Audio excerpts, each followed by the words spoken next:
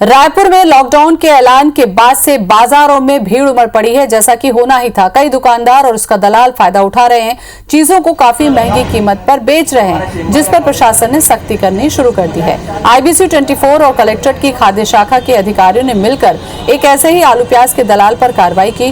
प्रशासन ने दलाल के पास से 43 बोरी आलू बरामद किया। पकड़ा गया दलाल दुकान के बाहर गाड़ी पर तय कीमत से कहीं ज्यादा कीमत पर आलू बेच रहा था।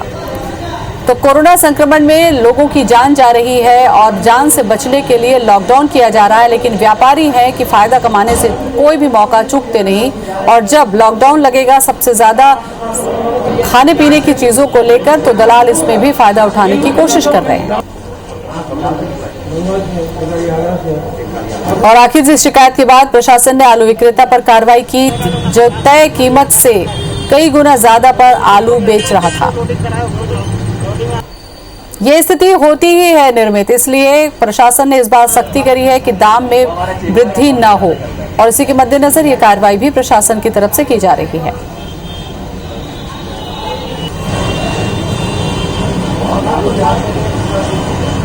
और इसी खबर पर ज्यादा जानकारी के लिए हमारे संवाददाता विनय हमारे साथ में जुड़ चुके हैं। विनय, जैसा कि लॉकडाउन की घोषणा होने के बाद हर बार होता है, इस बार भी वही हुआ, क्योंकि उम्मीद ही यही थी, क्योंकि फायदा कमाने का कोई भी मौका दलाल छोड़ते नहीं हैं।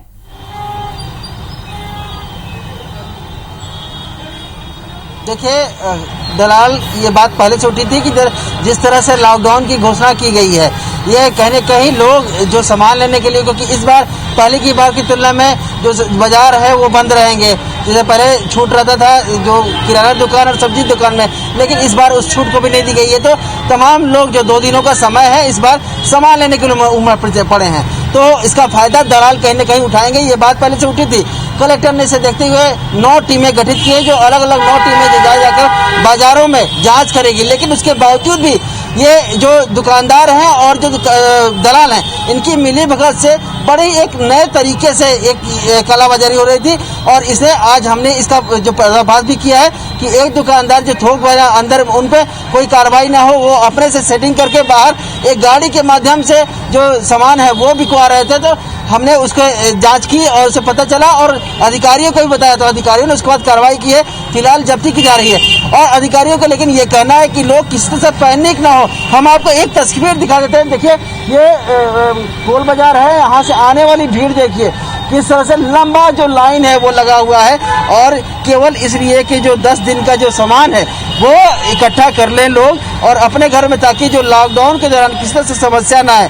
लेकिन इसी बात का फायदा ये जो दलाल है वो उठा रहे हैं और जो बीच में कालाबाजारी कर रहे हैं और लोगों को महंगे कीमत में सामान दे रहे हैं। सुबह जो बाजार जब खुले थे तो उस दौरान जो तय कीमत से लगभग कुछ ही 10 से 20% ज़्यादा सामान बिक रहा था, लेकिन जब दोपहर की बात आई तो दोपहर में लगभग 50% या 60 से 70% तक आवश्यकता अनुसार जो सामान है वो उपलब्ध करा जाए। लोगों में इसको लेकर आक्रोश भी है।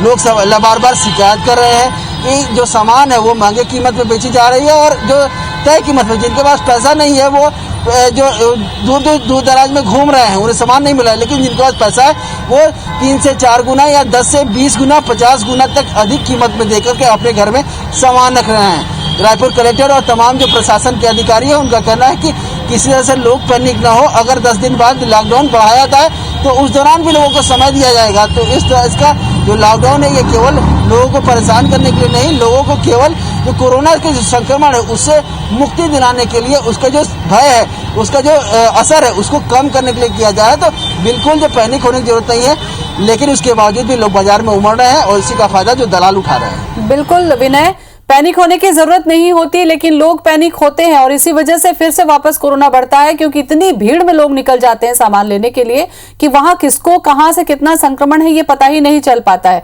आपको लगता है कि जब लॉकडाउन घोषित किया जाता है, इसके साथ साथ सब्जी और राशन की दुकानों पर भी किसी न किसी तरह की गाइडलाइन होनी चाहिए? सब्जी की भी कीमत आप देखिए कल की तुलना में आज 4 गुना तक बढ़ा दी गई है। देखिए, जब लॉकडाउन होने वाला था तो उससे पहले रायपुर कलेक्टर ने और जो अधिकारियों ने बैठ के तमाम जो बाजार के लोग हैं उनसे चर्चा की थी और उनसे जो चैम्बर ऑफ कॉमर्स है और अन्य जो व्यापारिक संगठन है उनसे बातचीत की थी। उनसे कहा था कि आप लोग इस पे क्या राय रखते हैं, क्योंकि अधिक से अधिक बाजार में लोगों को किस तरह से कंट्रोल किया जा सके, क्या ऐसे कोई गाइडलाइन तैयार की जाए जिसमें रोक किया जा सकते हैं।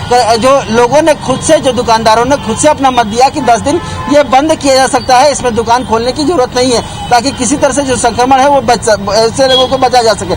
लेकिन इस दौरान में उन्होंने आश्वासन दिया था कि कालाबाजारी रोकी जाएगी, लेकिन उसमें से भी कुछ दुकानदार हैं जो मौके का फायदा उठा रहे हैं। संघ की तरफ से भी कहना है कि ऐसे जो लोग हैं उन पर कार्रवाई प्रशासन करे और इसके खिलाफ खड़े रहेंगे, लेकिन कुछ लोग हैं जो लालच में आकर के और उसका फायदा अवसरबाजी हो जाता है। ये जो कुछ लोगों की आदत का जिक्र विनय आपने किया ना, ये बैठे ही रहते हैं कि ऐसा कोई मौका इनके हाथ लगे, कोई बुरी स्थिति मिले और इनको फायदा कमाने का मौका मिल जाए, और वो चूकते नहीं है, बिल्कुल फायदा कमाते हैं। शुक्रिया आपका जानकारी के लिए।